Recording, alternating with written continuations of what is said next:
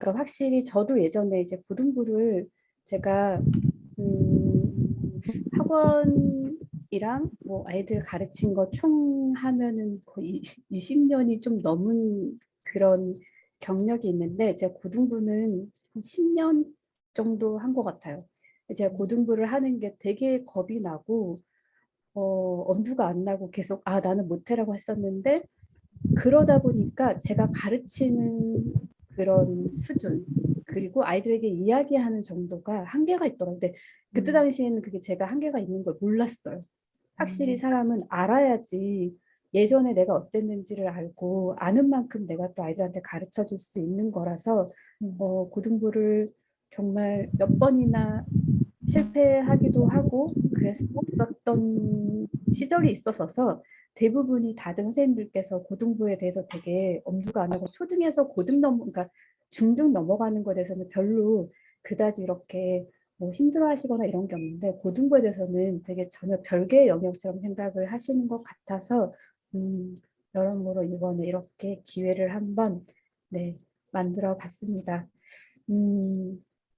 일단은 제가 말씀드리고 싶은 게, 제가 뭐 고등 전문 강사도 아니고 뭐 1타 강사도 아니고 맨날 1등급만 만들어내는 선생님도 절대 아니거든요. 근데 아까 말씀드린 대로 제가 그냥 겪었던 거를 가지고 선생님들도 그렇게 생각을 하실 것 같아서 한 자리를 마련한 거이고, 그리고 제 수업이, 제 방식이 절대 정답도 아니거든요. 그리고 제가 하는 방식이 안 맞는 분들도 되게 계실 거고, 누가 보면은 저렇게 하면은 안 되라고 생각하실 수도 있을 것 같아요. 근데 말씀드린 대로 제가 이렇게 해봤더니 저도 너무 편하고, 그다음에 성적이 훨씬 잘 나오고, 아이들이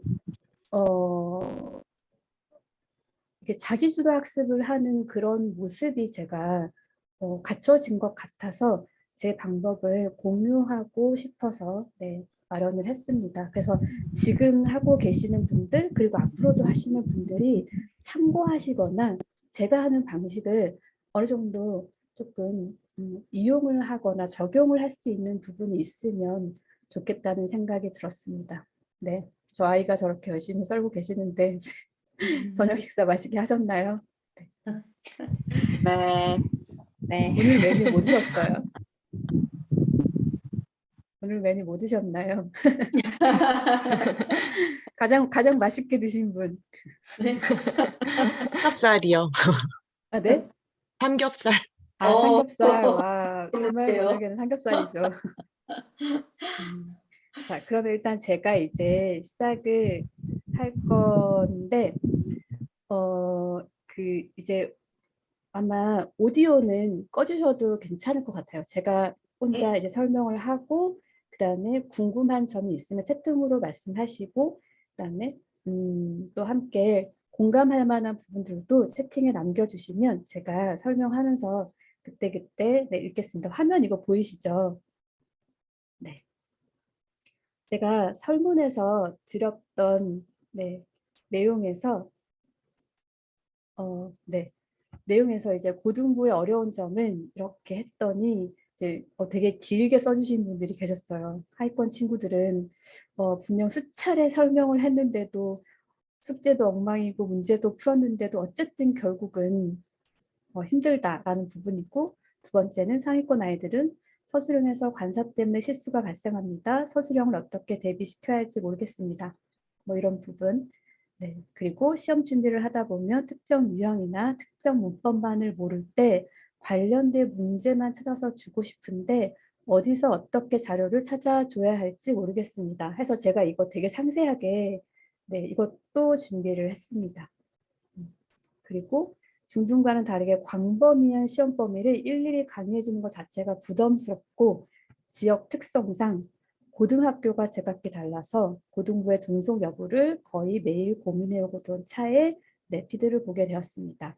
이렇게 길게 해주신 분들 먼저 말씀을 드리고, 등급 올리기, 내가 하는 게 맞는지에 대한 불안감, 그다음에 진도가 빨리 안 나가는 것, 아이들이 금방 문법을 까먹고 헷갈리는 것, 머리가 나쁜 애들, 이러한 어려운 점이 있었습니다. 그리고 네. 그다음에 시험 결과가 좋지 않은 이유에 대해서는 단어량 부족, 자기 주도 학습관 미형성, 아는 것 같아 하는데 막상 풀리면 잘 틀려요. 그다음에 제 실력이 부족해서 이분은 저렇게 쓰면서 정말 애들 결과 나올 때마다 내가 뭔가 잘못한 것 같고 나 때문인 것 같고 정말 이런 거에 대한 부분들을 선생님들 다 생각을 하실 것 같아요. 네. 그리고 중등 과정보다 서술형의 빈도가 현저히 높아서 어휘력이나 문법 구조를 심도 있게 알아야 하는 점. 그다음에 중등 때보다 훨씬 넓은 시험 범위를 속속들이 못 봐주는 부분이 미안하고 제 탓인 것 같아 힘듭니다. 근데 이거 정말 시험 범위가 워낙 많은 게 정말 힘든 것 같거든요. 그래서 다 설명하고 그렇게 하기에는 너무 한계가 있는 것 같아서 그래서 저도 이제 말씀드린 대로 티칭하는 방법을 좀 고쳤는데 바꿨는데 그래서 이제 티칭이라기보다는 저는 이제 코칭식으로 네, 하고 있기는 합니다. 그리고 유전 및 습관 때문에라고 말씀해 주신 분도 계셨습니다. 네, 어쨌든 이렇게 설문조사에서 이렇게 말씀을 해주시는 부분들에서 아마 대부분이 다 공감하시고 맞아 그러고 보니까 나도 저렇게 생각했었네 하는 분들이 많으실 것 같아요. 네. 잠시만요. 오늘 일단 세미나 순서는 고등 영어가 어떻게 구성되었는지 제가 저거 고등학교 시험과 범위를 타이핑을 안 친 것 같은 그런 느낌이 드는데 구두로 그냥 말씀을 드릴게요. 이거 정말 중요한데. 그 다음에 내신 준비 방법, 그 다음에 제가 이제 설문으로 보내드렸었는데 밴드 개설에 대해서 일단은 제가 안내를 드리고 그 다음에 마지막에는 Q&A로 진행을 하겠습니다. 고등 영어가 이제 이그잼에 나와 있는 이 부분을 보면은 되게 편할 것 같아서 이거를 그대로 캡처를 했거든요. 그래서 여기 보시면 2015 개정이라고 하는데 2015 개정, 뭐 2022 개정 이런 말이 있는데 7년마다 개정을 하거든요, 교육과정이. 근데 2022 개정 그러면 22년부터 바로 바뀌는 게 아니라 2022년의 개정에 대한 그런 발표와 이런 것들이 이루어지고 3년 후부터 적용을 하는 게 그런 교육과정에 대한 부분이에요. 그래서 2015 개정이지만 2018년부터 바뀐 그런 교육 개정에 대한 그런 내용입니다. 그래서 여기 보시면 영어, 영어 1, 그다음에 영어 2 이렇게 있는데 이게 정규 과정이에요. 그래서 여기에서 시험 본 걸로 성적이 들어가거든요. 내신에.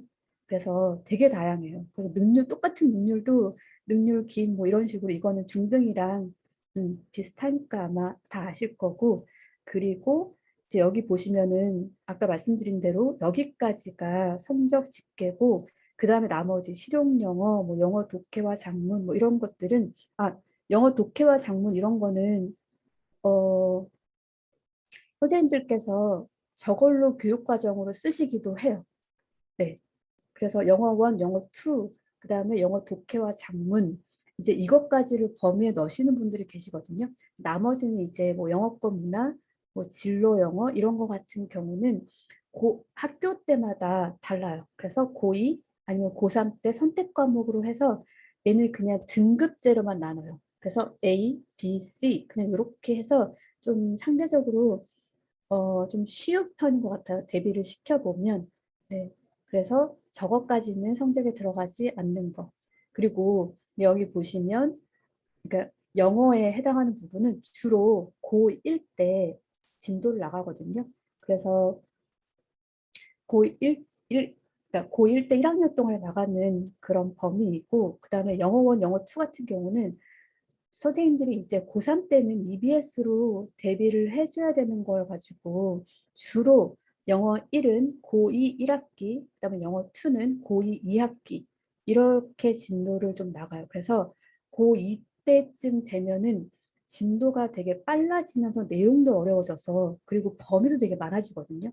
그래서 아이들이 가장 갑자기 아이들이 막 그 결과천선을 하지 않는 이상 고1 1학년 1학기 중간고사가 가장 높은 그런 시험 점수일 확률이 많아요.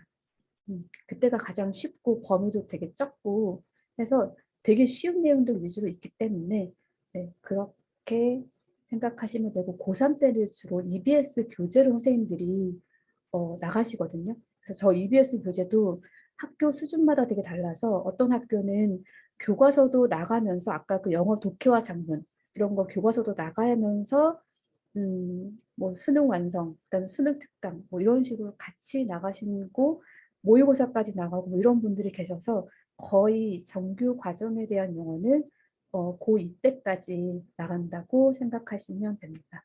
네. 그다음에 제가 시험 범위를 안 했을 것 같아요. 그래서 이제 말씀을 드리면 학교마다 정말 천차만별이거든요. 정말 수준이 좀 낮은 학교는 정말로 저 교과서 하나 그래서 뭐 2과 아니면 3과 이 정도가 끝이에요. 중학교처럼. 또 어떤 학교는 교과서 한 2~3과 그리고 뭐 부교재, 학교에서 사용하는 부교재가 있거든요. 뭐 올림포스라든지 뭐 빠른독해, 바른독해라든지 어떤 학교는 어휘책까지도 시험 문제 내세요. 그러니까 능률복화 이런 것도 시험 범위에 들어가서 뭐 빈칸에 알맞은 단원 뭐 이런 식으로 내거든요. 그래서 정말 천차만별이라서 학교 수준에 따라서 네, 그렇게 시험 범위가 들어갑니다. 기본적으로는 교과서, 그다음에 이제 모의고사.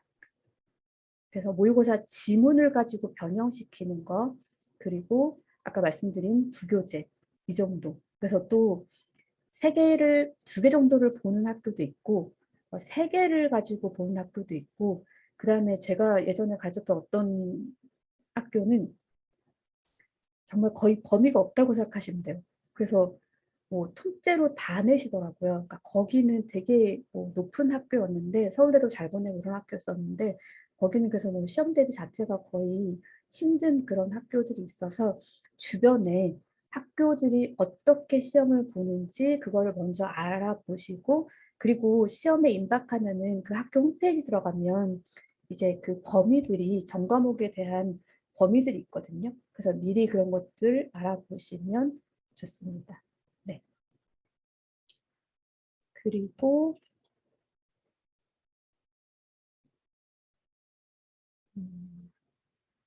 이제 수능과 내신 대비를 같이 하는 그런 학원이나 공부방이 있으세요. 네. 혹시 같이 해야 된다고 생각을 하시나요? 이거는 마이크를 켜셔도 돼요. 제가 왜요라고 네, 여쭤볼 거거든요. 네, 박지수 선생님 마이크 네. 켜셨어요. 제 생각에는 같이 네. 해야 된다고 생각해요. 뭐, 그래서 네, 저희 큰애가 지금 이제 대학생인데요. 네. 고등학교 때 보니까 그 EBS 교재랑 그다음에 모의고사라든지 그게 전체적으로 같이 다 들어가더라고요. 1학년 때부터 3학년까지. 그래서 그걸로 봐서는 그냥 중간고사만 대비한다 생각하지 말고 중간고사 공부하는 게 결국 수능까지도 이어지도록 계속 같이 하는 게 맞다고 생각해요. 네. 스텔라 쌤 켜셨어요. 일단 켜놓긴 했는데 네, 말씀하세요. 들으니까 맞는 맞는 말씀하신 것 같아가지고 네, 그렇습니다. 네, 내신 대비를 같이 하면 정말 좋아요. 네. 하지만 저는 내신 대비만 하거든요. 그러니까 내신만 해요. 일단은 수시가 70%고 정시가 30%예요. 그러니까 수시는 수능으로만 가는 거. 그다음에 정시는 죄송해요. 거꾸로예요. 네, 수시는 학교 내신 성적을 바탕으로 가는 게 아직까지는 70%예요. 그리고 정시는 수능으로만 가는 거. 근데 물론 이제 점점점 정시에 대한 비율을 높여간다고 하더라고요. 지금 이제 2023년 정도까지는 40%까지 확대한다고 해요. 이제 중요한 건 이 수능과 모의고사가 왜 중요하냐면 중상위 대학교는 수능 최저라는 게 적용을 하기 때문에 물론 모의고사 되게 중요하거든요. 잠시 제가 요거를 보시면 수능 최저가 없는 수도권 학교입니다. 여기 보시면 대학명, 그다음에 이제 지역 균형 이런 게 있는데 그 전형이 지금 다 수시거든요. 수시인데 저렇게 이름이 되게 다양해요. 지역 균형이란 얘기는 말 그대로 뭐 어느 지역에서 어느 학교에서 뭐 이렇게 되게 성적이 높은 학생들 이게 말 그대로 골고루 아이들을 뽑아야 되는 그런 게 있어서 되는 것들이고 그래서 내신에 대한 그러니까 수시에 대한 부분들이 되게 좀 다양하게 있기는 해요. 근데 여기에 보시면 지금 수능 최저 없음이라는 게 뒤에 걸 좀 먼저 보고 설명을 이게 더 좀 빠를 것 같긴 해요. 여기서 보면 수능 최저라고 해서 2합 6, 그 다음에 3, 5, 한 3 이렇게 정해져 있는 게 있거든요. 2합이란 얘기는 말 그대로 두 가지 과목이 합이 6등급이면 되는 거예요. 그래서 예를 들어서 수학하고 영어가 뭐 3등급, 3등급 이것도 6이고 예를 들어서 뭐 수학은 5등급인데 영어가 1등급이에요. 그러면 어쨌든지 간에 두 개의 과목을 합쳤더니 6등급이 돼요. 그래서 저런 식으로 학교마다 되게 다양해요. 어떤 학교는 그냥 두세 개 합이 몇 등급이면 돼라고 했는데 지금 여기에 보면은 한삼, 자연, 삼합 뭐 이런 식으로 이렇게 있거든요. 그러면 적어도 특정 과목은 이거를 맞아야 돼라고 학교마다 정한 것들이 있어요. 이런 식으로 학교마다 되게 다양하기 때문에 이런 거를 먼저 잘 봐서 수능 최저를 준비하는 친구들은 저렇게 준비를 하는 거이긴 하는데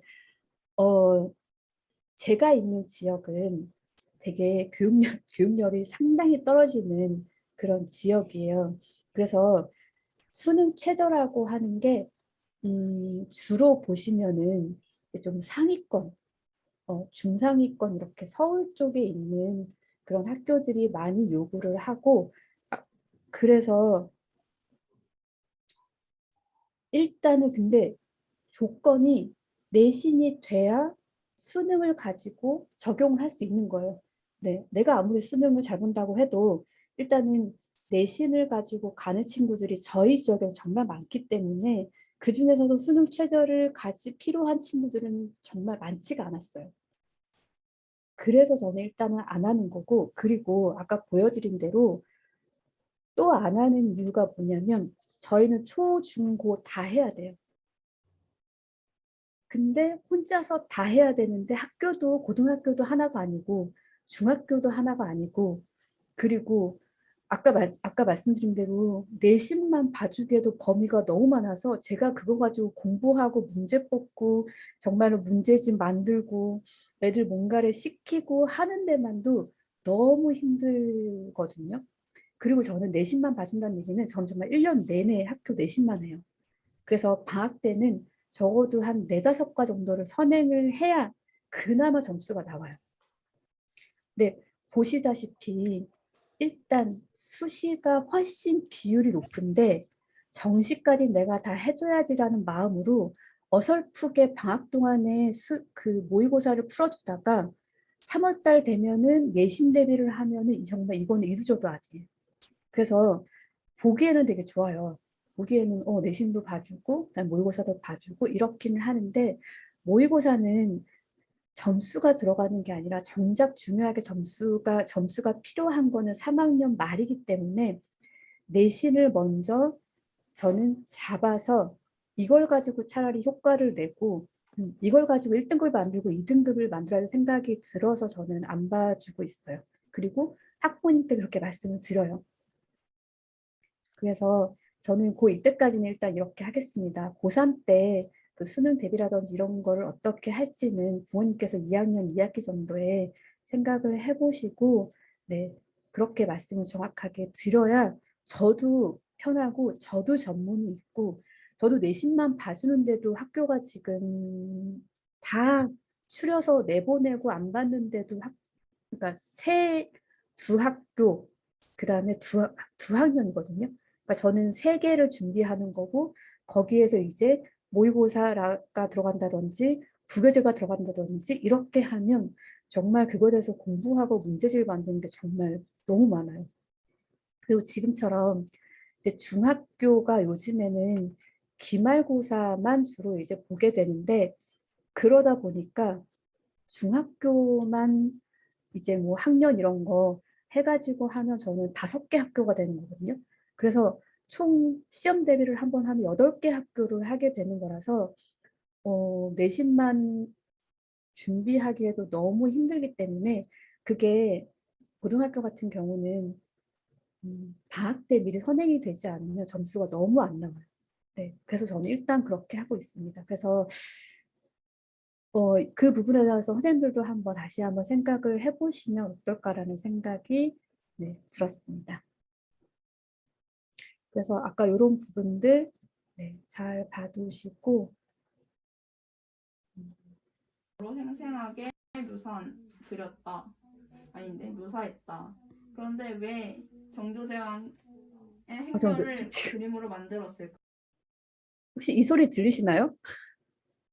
네, 저는 누가 얘기하는 줄 알고, 누가 마이크 켜졌지? 제가 잘 봤네요. 이거 일부러 제가 아이들 하는 거, 네, 이렇게 찍었거든요.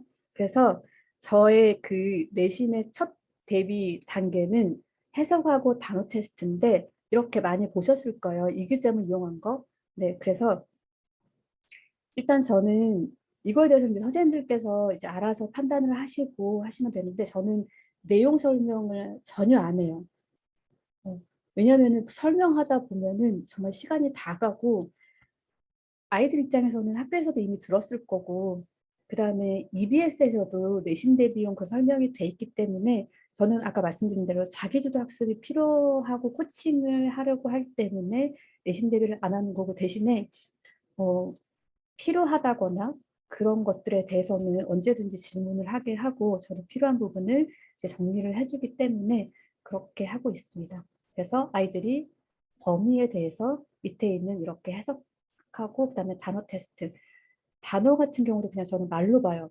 그래서 번갈아 가면서 영어 단어를 그러니까 발음을 말하는 거, 뜻을 말하는 걸 이렇게 번갈아 가면서 하는 게 오히려 눈에 보이게 이렇게 쓰는 것보다 저는 훨씬 더 효과가 좋다고 생각을 해서 그렇게 보고 있고 그다음에 이제 아이들이 이걸 가지고 예습을 하면 지금 아까 들으신 대로 이제 제가 이제 본문만 나와 있는 거를 가지고 왜 왕이 수원을 행차했을까? 무엇이 그가 화성을 만들고 방문하게 했는가? 어떻게 그것이 지어졌는가? 이제부터 이런 식으로 그냥 줄줄줄줄 영어만 보고 이렇게 할 수 있을 정도로 더듬더듬 이렇게 하는 게 아니라 저렇게 테스트를 제일 먼저 이제 하게 합니다. 메리시콜 무명의 크리미아 영웅. 메리시콜의 초상화가 발견된 여성으로서 서인 그리고 이거는 지금 뭐냐면 옆에 제가 이렇게 표시해드린 마스터픽이라는 게 있어요.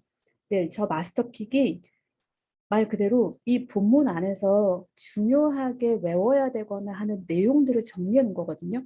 그래서 제목이 뭔지, 주제가 뭔지, 그다음에 말 그대로 시험에 나올 법한 것들이 다 정리돼 있어요.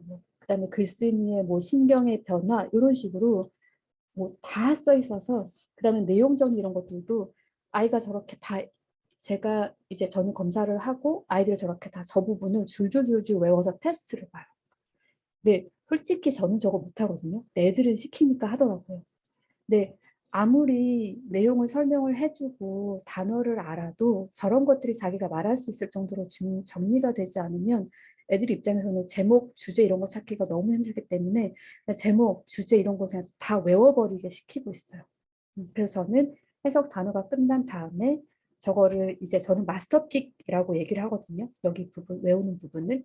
네, 그래서 자습서 이거 이그잼 포유에 나와 있는 네, 그런 사이트인데 제가 이따가 보여드릴게요. 사이트에 대해서도. 네. 그래서 이그잼 포유는 정말 아이들이 학습하기에 너무너무 좋은 사이트이기 때문에 중등부터는 꼭 저는 필요하다고 생각을 해요. 그리고 계속 이그잼이 업그레이드를 하더라고요. 그래서 정말 필요한 게 많으니까 중등을 하실 때부터는 저는 하라고 말씀을 드리는데 유료 사이트고 네, 좀 많이 비싸기는 해서 선생님들이 이렇게 묶어서 돈을 얼마 이렇게 하셔가지고 같이 아이디 공유하셔도 네, 좋습니다. 저는 그렇게 하고 있습니다. 그래서 다시 들어보시면 서인도 제도의 혼혈인으로서 많은 부상자들을 가능함, 실현함. 자, 넘어갔나요? 내용 정의는 뺐어요. 네, 어쨌든 이렇게 저기에 마스터픽에 써 있는 내용 그냥 아이가 줄줄줄줄 다 이렇게 얘기를 한다고 생각을 하시면 됩니다. 네.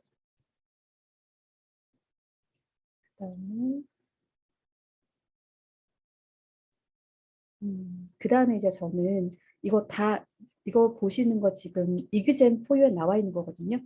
본문 8단계 워크북이라는 부분이 있는데 그 부분에서 저렇게 마지막에 보면 이제 정리하는 그런 테스트가 있어요. 그래서 저기 보면 영작, 그다음에 빈칸, 그다음에 어휘, 어법이 다 나와 있어요.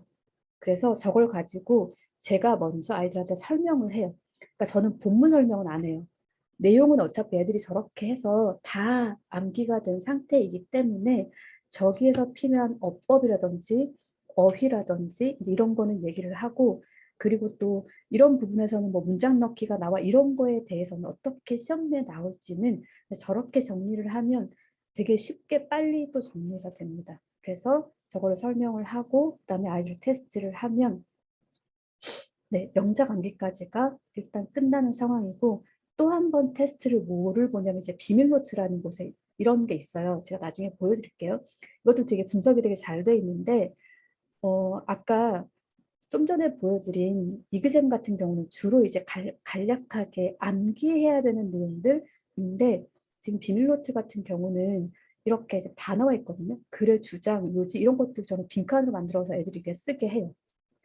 그리고 글의 순서 해서 A, B, C 이렇게 이런 것까지 다. 그래서 이런 식으로 시험에 나올 법한 그런 내용들을 그냥 미리 다 암기를 한다고 생각하는데, 이것도 마찬가지로 애들이 되게 쉽게 잘 하더라고요. 그래서 이 부분도 같이 제가 설명을 하고, 설명해야 되는 부분은 하고, 그 다음에 아이들이 테스트를 봅니다. 네. 그래서 저는 그다지 설명하거나 하는 일이 많이 없고 애들만 되게 바쁜, 오히려 고등은 그렇게 나가고 있습니다. 그 다음에 다시 한번 이 최종 찍기는 이걸로 이제 아까 이그젠 8단계, 그 다음에 좀 전에 보여드린 비밀노트 분석 이렇게 하고 난 다음에 지금 보시는 것까지 하셔도 되고, 아니면 이거는 시험 전에 다시 한번 정리하는 용도로도 되게 괜찮은 것 같아요. 특히나 등급이 낮은 아이들, 그리고 이해를 잘 못하는 아이들. 이게 되게 잘 돼 있는 게 정말로 중요한 것만 다르게 표시가 돼 있어요. 그래서 요지, 그 다음에 어법 출제 가능성 매우 높다 이런 것까지도 다 돼 있어서 정말 되게 이미지로 아이들을 외우기 되게 좋은 거입니다. 네. 그리고 다음에 내신 준비, 문제풀이 및 자기주도 학습, 이렇게 제가 아이들한테 이제 프린트해서 문제를 묶어서 해주는 건데, 저는 스프링을 한 3개 정도를, 저 정도 두께 3개 정도를 아이들이 문제를 풀리거든요.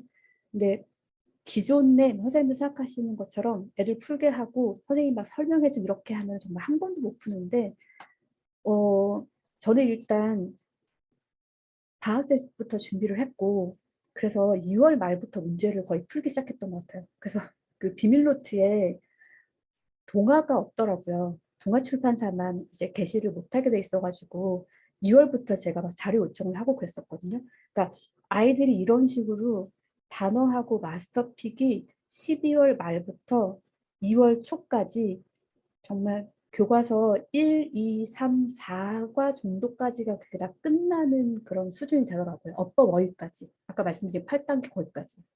그러니까 계속 이렇게 습관이 된 친구들이라서 그렇게 돼서 가급적이면 이제 빨리 문제를 풀어야 되기 때문에, 그래서 애들이 문제 푸는 속도가 되게 빨라서 계속 이제 자료 찾아가지고 유료 사이트에서 돈 주고 사고 어쨌든 그렇게 하는데, 설명을 정말 너무 많이 하는 것보다 차라리 저렇게 아이들이 스스로 문제를 풀이를 하는 게 훨씬 더 쉽습니다. 그리고 제가 영상을 찍어 놓은 게 있는데 잊어버렸어. 죄송해요.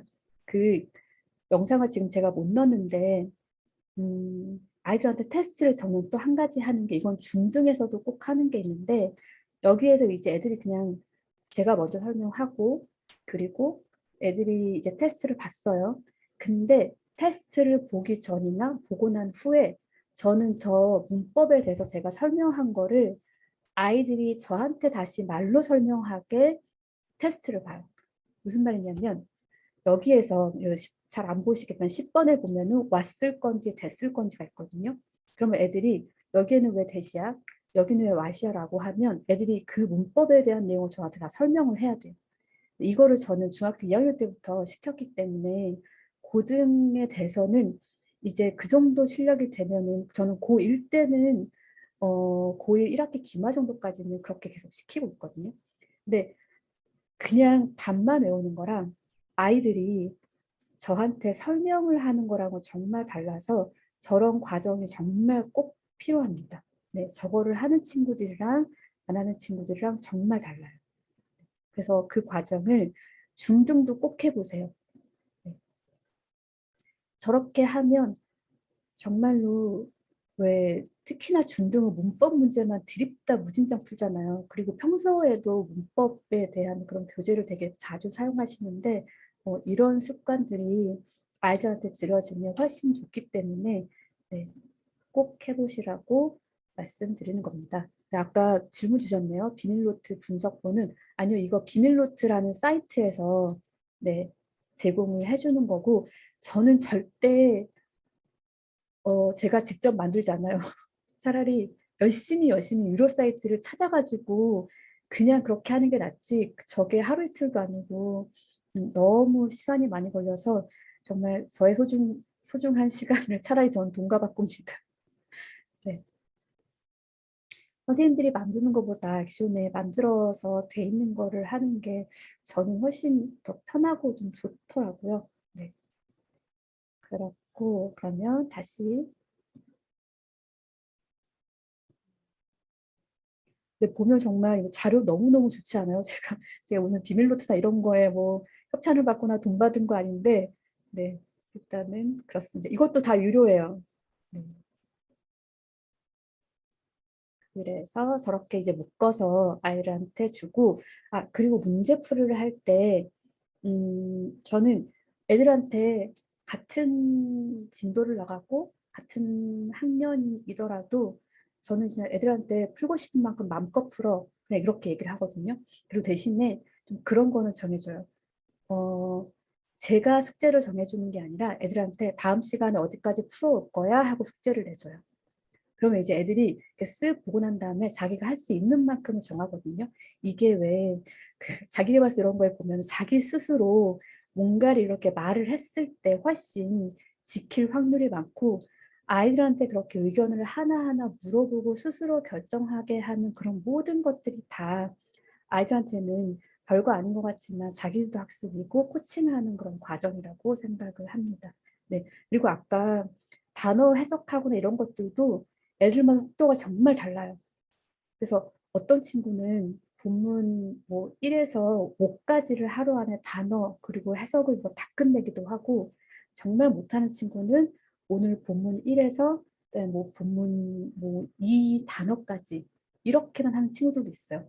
근데 확실히 저렇게 연습이 된 친구들은 학기가 가면 갈수록 속도가 좀 빨라지고 하니까 아이가 스스로 그렇게 할 수 있게끔 하는 것도 중요하고 그다음에 아이들 각자의 진도에 맞춰서 하는 것도 중요합니다. 초중등은 공부량 조절에 도움이 될 것 같은데 고등부는 고등 공부량을 정하게 하면 부족하지 않을까요? 근데 저게 그래 네가 20페이지만 풀어온다고 했으니까 그래 너는 20페이지까지만 해가 아니에요. 네가 양심이 있냐 지금? 이러면서 지금 시험이 얼마인데 지금 20 페이지가 풀겠다는 거야? 뭐 이런 식으로 선생님이 의견을 물어보되 아이들도 솔직히 이제 고등쯤 되면은 양심 없는 행동을 안 하고 자기가 이제 스스로 하게끔 하는 거이기 때문에 물어보게끔 하는 거지 그거를 그냥 그래 너가 풀고 싶은 만큼 풀어는 아니거든요. 네. 그런 부분이 있다고 생각을 하면 되고 그리고 아까 문제풀이에서 또 이제 문제를 풀고 난 다음에 아까 말씀드린 대로 아이들이 각자 이렇게 진도에 맞춰서 풀고 난 다음에 그리고 모르는 단어는 이제 사전을 찾아서 이렇게 찾게끔 해요. 사전을 찾아서 모르는 단어를 자기가 스스로 쓰고 그 다음에 어법이라든지 저한테 질문할 거 있으면 질문하라고 하거든요. 그래서 매번 선생님이 뭐 다 같이 풀어주고 이런 부분들을 저는 가급적 안 하고 문법에 대해서는 근데 해요. 처음에 문제를 풀 때.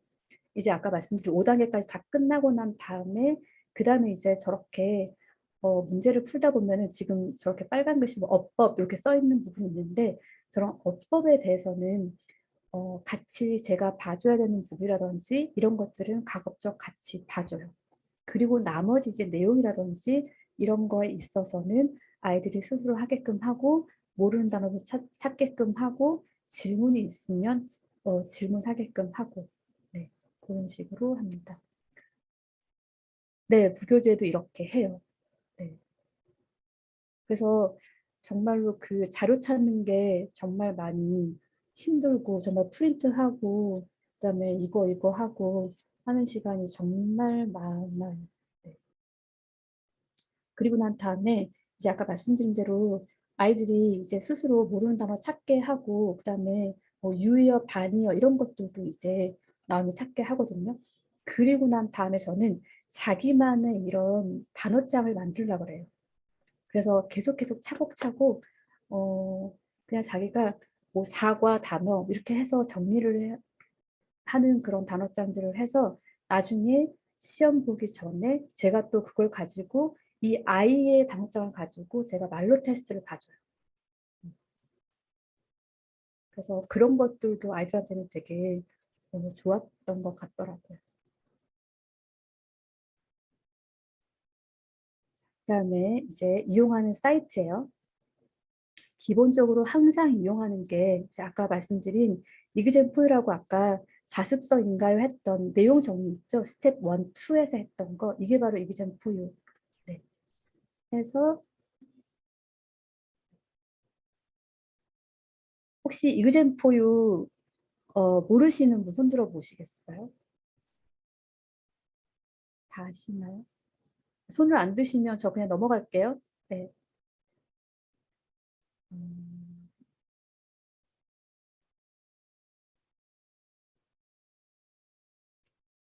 음, 이거 잘하는 친구들은 어떤 방식을 써도 이거에 대해서는 이따가 설명이 좀 끝나고 난 다음에 제가 다시 말씀을 드릴게요. 그다음에 이제 아까 비밀 노트라고 하는 게 원래는 비밀 노트가 따로 있었는데 이제 이게 묶여서 에듀랩이라는 곳에서 있는데 제가 에듀랩 사이트를 지금 보여드리겠습니다.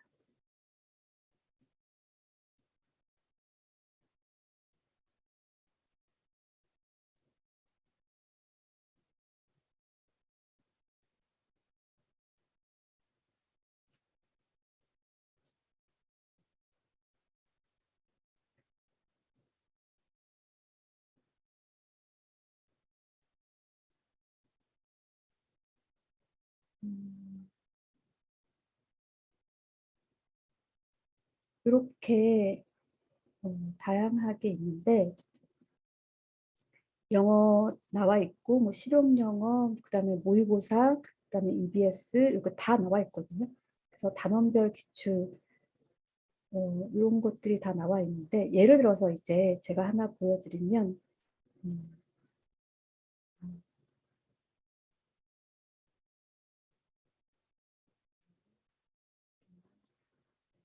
그래서 아까 보여드린 단계별 복습 자료, 지문 분석, 뭐 복습 자료 최종 치기 이런 것들이 다 나와 있어요. 그래서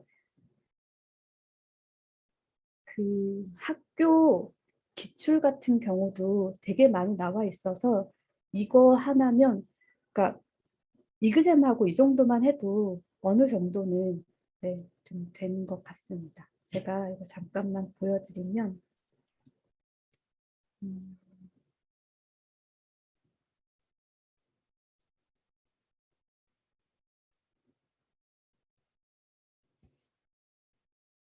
이게 아까 그 보여드린 지문 분석 네, 이런 부분이에요.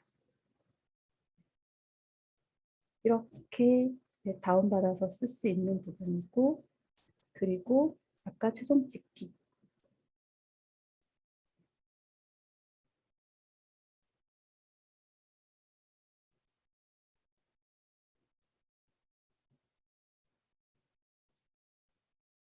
이런 식으로 되어 있는 거이기는 합니다.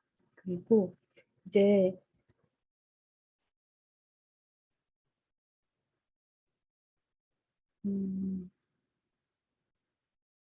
이게 비밀노트에서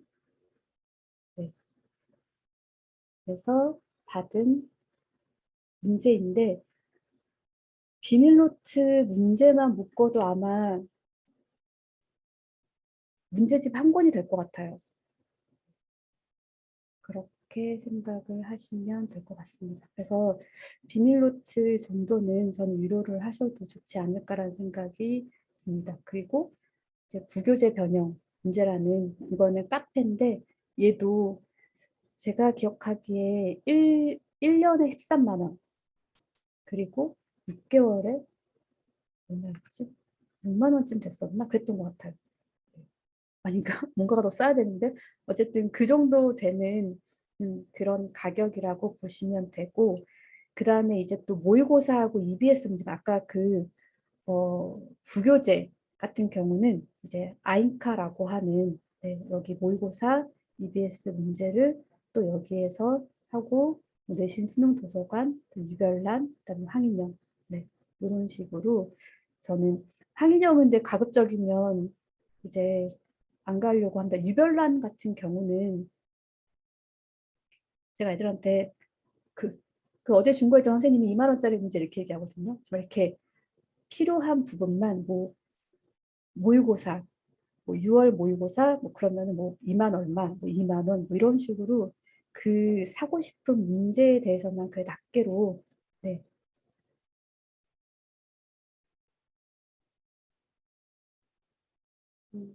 잠시만요. 내공 스터디는 고등까지 사용하기에 어떤가요? 저는 내공 스터디를 사용을 안 해봤던 것 같은데요. 얘기는 들었던 것 같은데, 네, 저는 내공 스터디를 안 해보기는 했습니다. 혹시 내공 스터디 사용하고 계시는 분 계세요? 내공 스터디? 저는 내공 스터디를 안 해봐서 잘 모르겠습니다. 질문 주신 선생님 혹시 사용해 보셨어요? 전 체험만 조금 해봐서 네. 무료 체험 그것만 해봐가지고 혹시 음, 어떠신가 궁금해서요. 제대로는 사용 안 해봤어요. 아, 네. 저 사용 안 해봤습니다. 들어본 것 같기는 하는데, 네. 일단은 그렇고요. 그래서 가급적 유료 사이트 이거 말고도 저 필요에 따라서 몇 개를 더 쓰고 있기는 하거든요. 그렇고 그다음에 이거 되게 좋은 것 같아요. 이용하는 사이트 이제 이거 학관노 이제 아까는 이거 문제 아닌데 아까는 문제편이었었고요. 이번에는 이제 입시에 대해서 그리고 세미나에 대해서 좋은 사이트인데 학관노는 예전에는 너무 좋았었는데 지금은 조금 살짝 좀 주로 이제 좀 아, 거기 엄마가 책 올려놓은 데 있잖아, 부엌에. 루나 쌤 마이크가 켜졌어요. 죄송합니다. 아니 어쨌든 근데 저는 여기에서 뭐를 들으냐면 그 김박현 실장님의 입시에 대한 거는 저는 여기서 듣거든요. 그래서 1년에 적어도 한 2번 정도는 듣는 것 같아요. 근데 들어도 너무 많이 헷갈리고 어쨌든 그분이 정말 입시 교육에 대해서는 정말 많이 도움이 되게 설명을 하시고 일단은 입시에 대해서 알고 가르치시는 분하고 영어 그냥 교과서만 고등을 가르치시는 분 또 다르거든요. 그리고 지금 선생님들께서 고등 수업을 안 하시더라도 이거는 꼭 드셨으면 해요. 그래서 입시 전반적인 거에 대해서를 배울 수 있기 때문에 지금 중등 아이들이지만 이제 고등학교에서는 이러이러해, 입시가 이러이러해라고 하는 것. 특히나 이제 저희는 이제 비평준이라서 아이들이 이제 학교를 선택하는 거에 너무너무 중요한 그런 건데 선생님이 그런 것들을 알고 아이들한테 조언을 해주거나 그다음에 제 부모님들께 말씀을 드리는 거랑 안 하는 거 너무너무 다르고요. 그다음에 또 하나 추천을 드리는 거는 그 입시에 대한 전체적인 설명을 제가 알기로는 이제 5만 원에 들을 수 있는 걸로 알거든요. 선생님이 정말 그걸 가지고 거기서 PPT도 제공을 하시니까 그거를 공부를 하셔서 중학교 학부모님들을 위한 세미나를 한번 해보세요. 너무 좋아하실 거예요. 네, 그러니까 어머님들이 관심은 분명히 있기는 하지만 너무 어렵기도 하고 해서 알고 싶어 하는데 우리 원장님은 중학교까지밖에 안 하긴 하지만 고등부를 저렇게 잘 아시네 라고 보여드리는 거에 있어서 되게 좋기 때문에 저는 꼭 해보시라고 추천을 드립니다. 학과도 추천명 네, 김박현이라고요. 네. 제가 이거 보여드리면 좋은데 이게 제가 보여드리려고 하면 너무 느려져가지고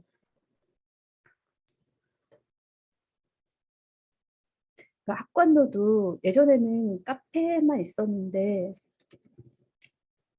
요즘에는 그렇게 아카데미처럼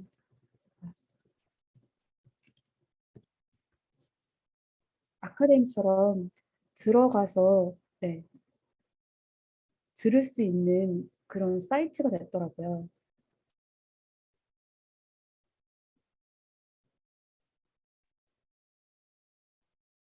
네.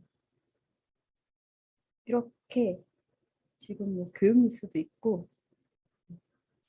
그다음에 학원 노하우 이런 것도 있긴 있는데 네, 세미나라든지 이런 거에 대해서도 전체적으로 볼 수 있습니다.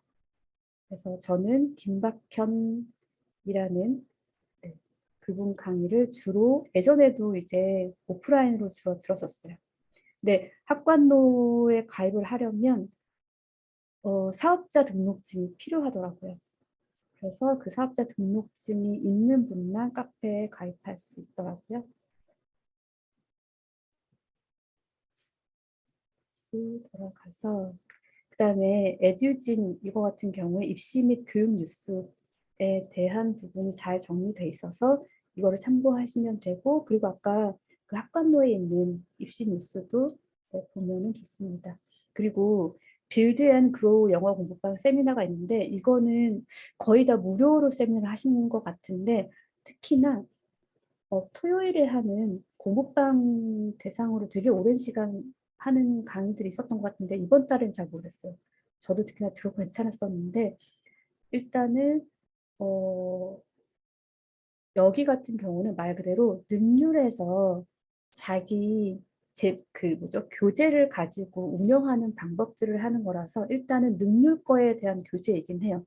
근데 여기 들어가서 이제 그걸 가지고 내 학원에 맞춰서 내 공부에 맞춰서 적용하는 게 저는 괜찮았던 것 같아서 네, 추천을 드립니다.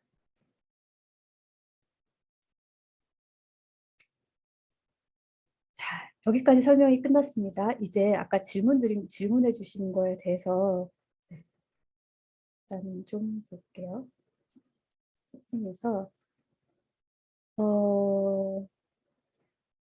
하위권 친구들은요, 솔직히 어떤 방법을 쓰더라도 정말 답이 없을 것 같아요. 이거를 적용해봐도 얘네들은 안 돼요가 되게 있을 것 같아서 그나마 그러니까 저는 예를 들어서 하위권 같은 경우는 최대한 이 방식을 이용하고 잘하는 친구들은 아까 보셨던 그런 스프링 교재 3개를 하면 못하는 친구들은 스프링 교재 하나를 풀 수 있을 정도.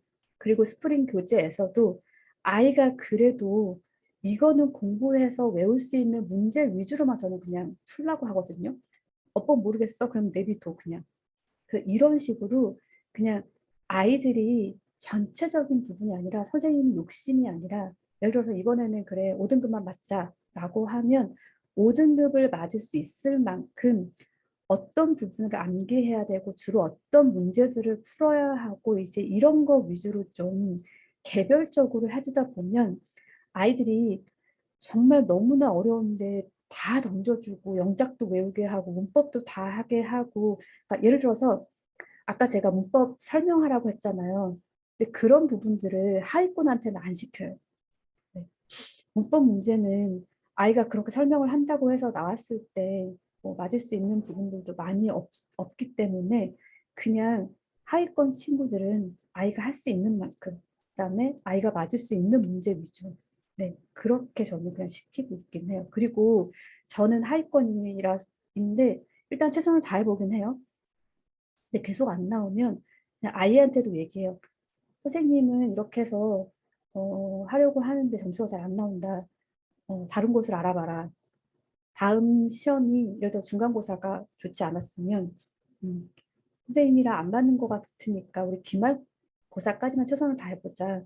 그런 다음에는 딴 데 알아보라고 어머님한테도 말씀드리고 학생한테도 얘기를 해요.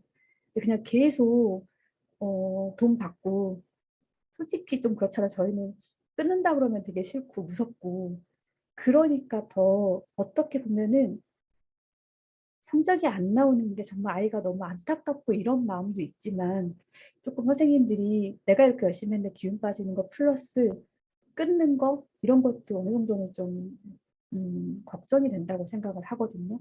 저는 특히나 고드는 내가 차이는 거를 싫어하는 스타일이어가지고 네, 최선을 다하되 그렇게 내보낼 수 있는 것도 저는 고등학교는 특히나 많이 써요. 아이들한테는 정말 시험 한 번 한 번이 너무 중요하기 때문에.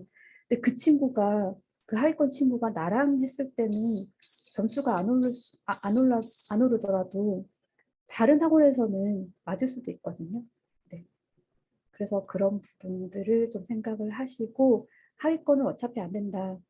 그래도 할 수 있는 만큼만 해주면 아까 제가 말씀드린 대로 처음에는 본문 하나 해석하는데 정말 2시간이 걸렸는데 자꾸 쌓이다 보면은 좀 속도가 붙듯이 처음에는 문제 풀 수 있는 게 한계가 있었지만 그나마 다른 방법으로 계속 설명하고 뭔가를 같이 풀어주고 하는 것보다 제 생각에는 저게 훨씬 아이가 그래도 스스로 할 수 있게끔 하고 성적이 좀 오를 수 있게끔 하고 하는 방법이라고 생각이 되기는 합니다. 제가 좀 경험을 하기도 했고.